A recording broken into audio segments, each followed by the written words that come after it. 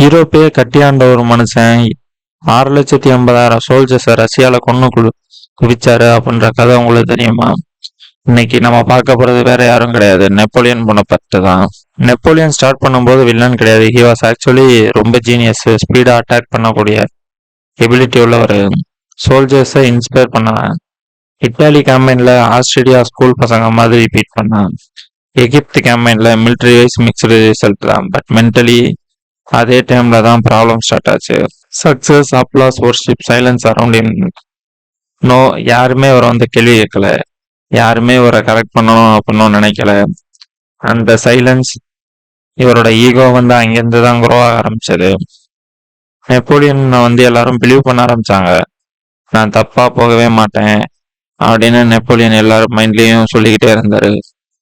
அந்த பிலீஃப் தான் யூரோப்பை கொன்னுச்சுன்னு சொல்லலாம்.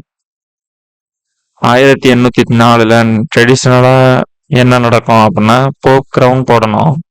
பட் நெப்போலியன் என்ன பண்ணாரு அப்படின்னா, அவரே அந்த கிரவுனை எடுத்து அவர் தலையில போட்டு, கார்டு இல்ல, சர்ச் இல்ல, இனிமேல் நான் தான் பவர் அப்படின்னு சொன்னாரு. இது கான்பிடன்ஸ் கிடையாது, இது ஓவர் கான்பிடன்ஸ். அந்த டயத்துல நெப்போலியன் மத்தவங்க சொல்றது எல்லாத்தையும் கேட்கறத ஸ்டாப் பண்ணிட்டாரு. அதுக்கப்புறம் தான் பிரச்சனையா ஆரம்பிச்சது.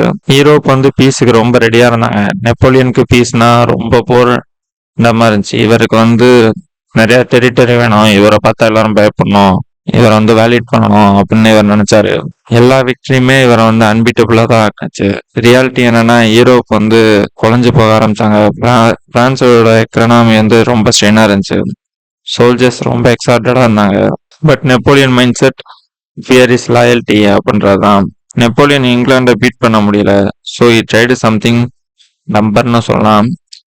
If I cannot defeat you in war, உன்னை என்னால் வாரில் ஜெயிக்க முடியல அப்படின்னா உன்னை எக்கனாமிக்கலாக நான் ஜெயிக்கிறேன் அப்படின்னு பண்ணாரு. கான்டினல் சிஸ்டம் போட்டாரு. ரிசல்ட் என்ன அப்படின்னா, யூரோப்பியன் ட்ரேட் எல்லாமே கொலாப்ஸ் ஆயிடுச்சு. ஸ்மக்லிங் எல்லாம் எக்ஸ்ப்ளோர் ஆக ஆரம்பிச்சிருச்சு. அலைஸ் எல்லாரும் பிரான்ஸை ஹேட் பண்ண ஆரம்பிச்சாங்க. ரஷ்யா இவங்களை எல்லாரையும் பார்த்து யூரோப்பியன்ஸ் எல்லாம் அடிச்சுக்கிறாங்க அப்படின்னு சொல்லி ரஷ்யா ரொம்ப சந்தோஷமா இருந்தாங்க. ஏன் அப்படின்னா, எக்கனாமிக் கேர், ஈகோவை பத்தி கேர் பண்ணாது. 1812 ரஷ்யா வர்சஸ் ஸ்பீக்கர்ஸ்னு சொல்லலாம். இது எங்க ஆரம்பிச்சிச்சு அப்படின்னா 1812 நெப்போலியன் ரஷ்யாவை ரொம்ப பெரிய நாடா, ரொம்ப கோல்டா, ரொம்ப ரிஸ்கா, நான் அடிச்சு காட்டுறேன், எந்த நேச்சரா இருந்தாலும் நான் பாத்துக்கிறேன் அப்படின்னு சொல்லிட்டு 6 லட்சம் சோல்ஜர்ஸ இவர் கூட்டு போனாரு ரஷ்யா கூட சண்டை போடுறதுக்கு. அவங்க வின்டருக்காக ப்ரிப்பேர் பண்ணல, சப்ளை செயின் எதுவுமே பார்க்கல, வெளியில எப்படி வர்றதுன்னு அவங்க யோசிக்கல. ரஷ்யா இவங்க கூட ஃபைட் பண்ணலாம் இல்லை, இவங்க காத்துக்கிட்டு இருந்தாங்க. இவங்க அவங்க சிட்டி அழிச்சாங்க, சாப்பாடு அழிச்சாங்க. வின்டர் வந்துச்சு. நெப்போலியன் இதுல நான் லூஸ் பண்ண மாட்டேன் அப்படின்னு சொல்லிக்கிட்டு இருந்தாலும், இவரோட பிரெயின் லாஸ் பண்ணிட்டாங்க அப்படின்னு தான் சொல்லணும். ரிட்டர்ன் வரும்போது 1 லட்சம் வீரர்கள் மட்டும்தான் வந்தாங்க.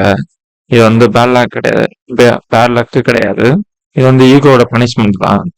ஆஃப்டர் ரஷ்யா யூரோப் ரியலைஸ் பண்ணது ஒரு விஷயம் தான், இவனை யாராலையுமே நிறுத்த முடியாது அப்படின்ட்டு. அப்போ யூரோப் அப்போ எல்லாரும் ஒன்று சேர்ந்துட்டாங்க. Same general, same army. But இப்போ என்னன்னா, நெப்போலியனுக்கு எதிராக நெப்போலியனை ஐசோலேட் பண்ணாங்க, டயர்ட் ஆக்குனாங்க. நெப்போலியன் இதை என்னால ஃபிக்ஸ் பண்ண முடியும் அப்படின்ட்டு இவர் கடைசியா தனிமையில ஒரு ஐலாண்ட்ல போய் சேர்ந்துட்டாரு. இவரோட ஓன் மெமரிஸ்லயே இவர் இறந்தும் போயிட்டாரு. இவர் எனிமிஸால கொல்லப்படலை, இவர் இவரோட செல்ஃப் பிலீஃபால மட்டும்தான் இறந்தாருன்றதான் உண்மை. பவர் வித்தவுட் லிமிட்ஸ் என்னைக்குமே பிரச்சனை தான். Europe paid the price. ரொம்ப லட்சக்கணக்கான மக்கள் இறந்தாங்க, பார்டர்ஸ் எல்லாம் அழிக்கப்பட்டுச்சு. இது எல்லாமே ஒரே ஒரு ஆளுக்காக தான், அவர் தான் நெப்போலியன். இத ஈகோ எப்போதுமே உடனே தோக்காது. இது ஈகோ எப்போதும் ஃபர்ஸ்ட் சக்சஸ் தான் கொடுக்கும், அதுக்கப்புறம் தான் தோல்வியை காட்டும். நெப்போலியன் யூரோப்புக்கு ஸ்ட்ராட்டஜி தான் சொல்லி கொடுத்தாலும், இது எல்லாருக்குமே பிக்கர் லெசன் தான். ரியாலிட்டிக்கு முன்னாடி யாரோட ஈகோவும் பெருசு கிடையாது. அவ்வளவுதாங்க வீடியோ. மறக்காம லைக் பண்ணிட்டு, கமெண்ட் பண்ணிட்டு, சப்ஸ்கிரைப் பண்ணிட்டு போங்க. தேங்க்யூ ஃபார் வாட்சிங்.